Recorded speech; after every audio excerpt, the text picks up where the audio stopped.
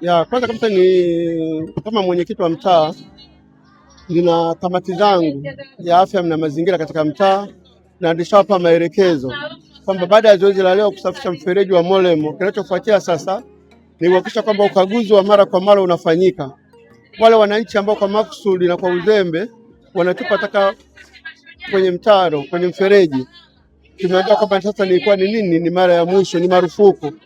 Yule atakayekaidi, kamati iko active kuanzia sasa hivi kuwachukulia hatua na faini kuendelea.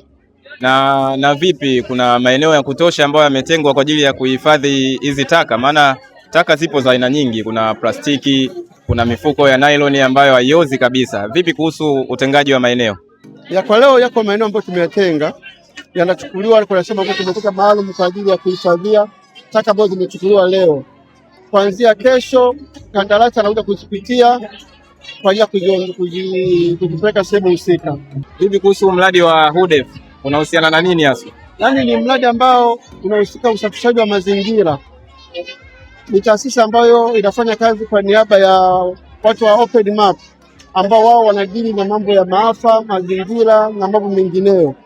Kwa hiyo kwa ujio wao leo kama mwenyekiti wa mtaa pamoja na wananchi, nimefurahika kwa sababu sasa ukipita katika mtaro uko safi, uko salama. Kwa hiyo hii taasisi ya HUDEF naipongeza kwa kujitoa kwao kuja katika eneo langu kwa ajili ya zoezi hili la kusafisha mfereji.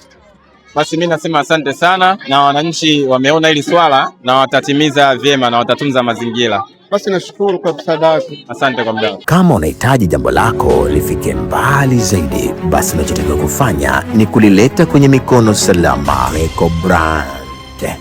Ile siku ya kwanza pale.